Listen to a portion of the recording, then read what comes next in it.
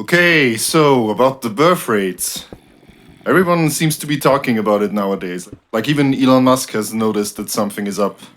In the last few decades, a lot of people were worried about overpopulation, but in the last few years, it seems to have completely switched, and now people are worried about population shrinking. Everyone is freaking out about, like, oh, who is going to provide value for the shareholders if the population is shrinking? But most people won't tell you what the real cause of the issue is. Obviously, there are a lot of circumstances that have an effect on such a complicated issue, but the main cause that no one is telling you about is simply just urbanization. Urbanization caused mostly by industrialization. Because, yeah, industrialization causes urbanization, and urbanization causes our modern and quote unquote progressive societies. On this subject, it seems that everyone has their own axe to grind. Like some people are like, oh, it's due to feminism or the loss of traditional values. Others are like, oh no, it's because of capitalism and wealth inequality, etc. All of these things are connected, and they're obviously caused by the main issue, which is urbanization deriving from industrialization. And you can kind of tell this is the case because it happens in pretty much every modern industrialized society. Like it happened in the Soviet Union and Russia, it's happening in China, it's happening in the USA, in Europe, in Japan, in Korea. Even India has recently just slipped below the replacement rate, the TFR of 2.1. If you're familiar with the rat utopia experiment, it kind of shows the connection between population density and collapsing societies and falling birth rates.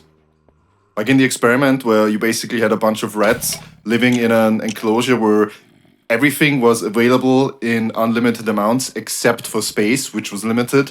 And once a certain population density, a certain number of rats was reached, the rat society completely fell apart. It erupted in violence and antisocial behavior, and the rats completely stopped reproducing, and eventually they died out. I mean, obviously, humans are not rats, but there are also a bunch of papers proving the point, and I'm not gonna waste too much time arguing for my case because it's kind of obvious and self evident. If you don't believe me, just Google urbanization birth rate correlation and look it up for yourself. I would rather focus on the implications of this trend and the ways in which we could possibly ever fix it. As it stands right now, there are only a few populations with immunity. There are countries which have not yet urbanized. This mostly includes poor countries all throughout Africa.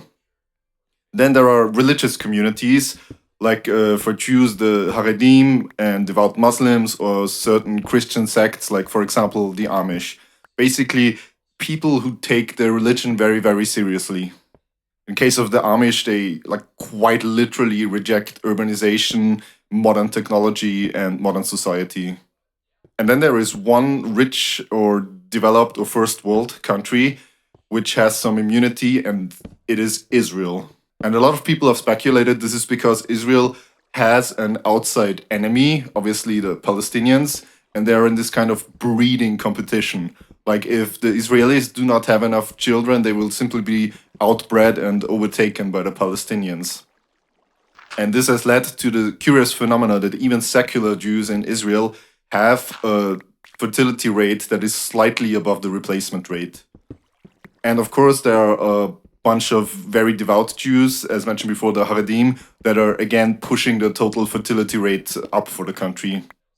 Now, of course, there are a bunch of treatments or countermeasures that certain countries have tried, but so far there haven't been any that have been found to work. The obvious one is immigration. A lot of countries are trying to simply replace the missing children with immigrants. This doesn't really work long term because immigrants, once they integrate and assimilate into the host society, their fertility rate falls to the levels of the native population. And you can see that after like 1, 2, or 3 generations, basically they also are below replacement. And then you need to import new immigrants again to keep the population stable or rising. And eventually, in a system like this, you will probably run out of immigrants, which presupposes that your society hasn't collapsed due to ethnic and cultural tensions before that point.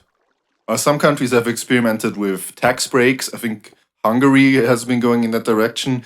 and the fertility rate rose a little bit, but it is nowhere near to be above replacement level. And I think Romania, back under Ceausescu, was panicking a bit about the fertility rates, and they like banned abortion and basically forced women to bear children. As far as I understand, this didn't really work out well either, because basically, if you force women to have children that they don't want to have, you're just gonna end up with a bunch of unwanted children that are wasting away at some orphanage and will probably not become functioning members of society later on. And of course, a lot of women will then refuse to have children out of spite. But generally, here, I have to say that I don't think the world population as it is right now must necessarily be maintained at that level. Like, I think we can easily shrink down to half of the population, if not more. Think back when the United States flew to the moon in '69. Back then, the world population was less than half of what it is today. So we don't even need 8 billion people to maintain a modern, industrialized, and technological society.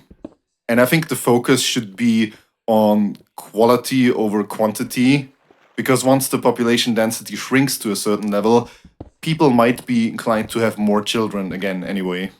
So I think this idea that population always needs to grow stems from the ideological position that the economy always must grow and the GDP, imaginary number, must go up. However, even if a much smaller world population would not be a big problem, how we get there is going to be a big issue. Because as I've discussed in other videos, an aging society is going to look really ugly. Someone has to take care of all the old people.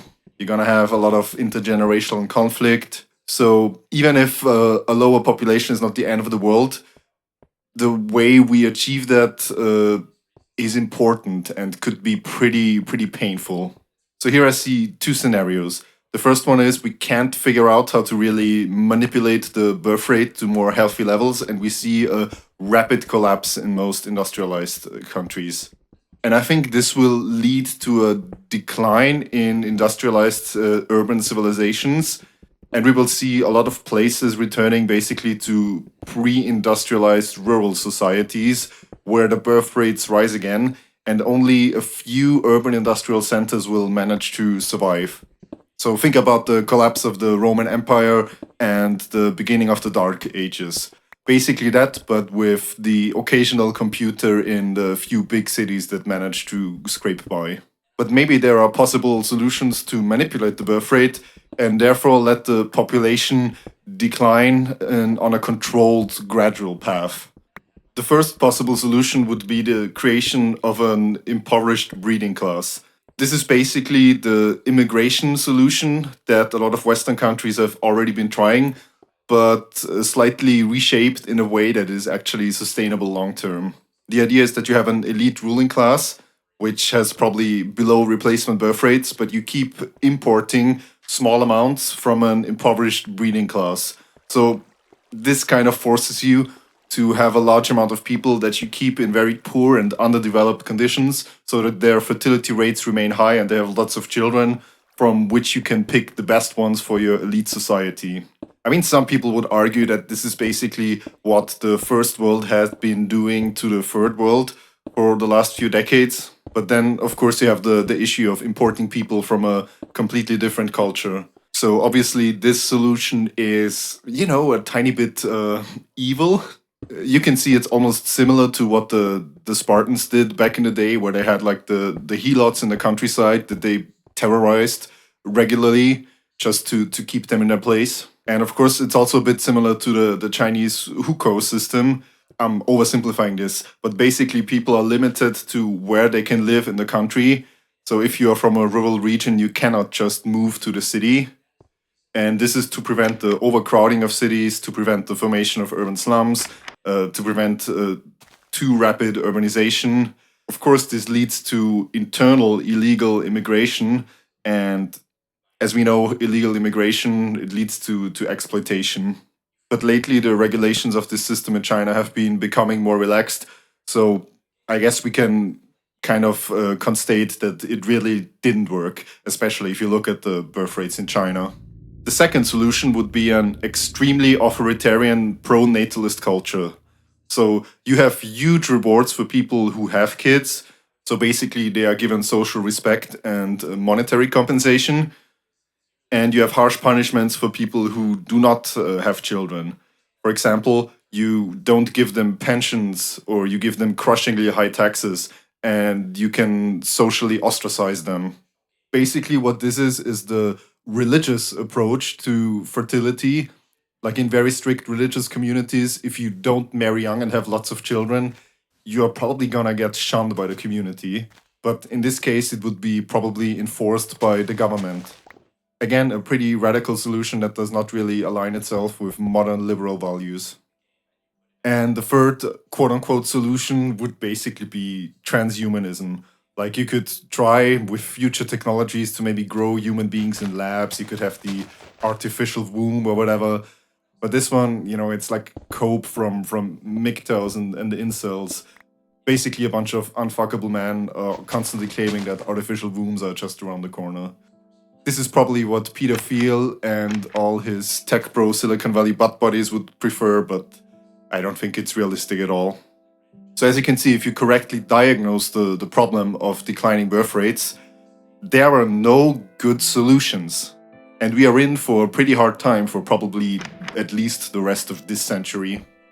Keeping all these ideas in mind, I think the most likely outcome would be a semi-collapse of industrial civilization. As I've mentioned before, we would have small areas that still remain industrialized, and then we have big areas that are rural where living standards collapse and people basically revert to a pre-industrial peasant state of living, and they provide eventually, once their birth rates rise again, they provide human capital for the few cities that remain.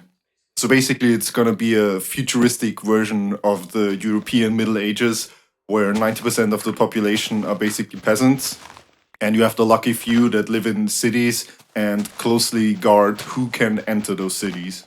So yeah, that's my 2 cents about the issue, and I think this is the reason why most people won't seriously engage with birth rates, other than saying tropes like, oh, just start having more kids. But yeah, let me know in the comments if you think I'm right, I'm wrong, I'm crazy, and start peasant maxing. Goodbye.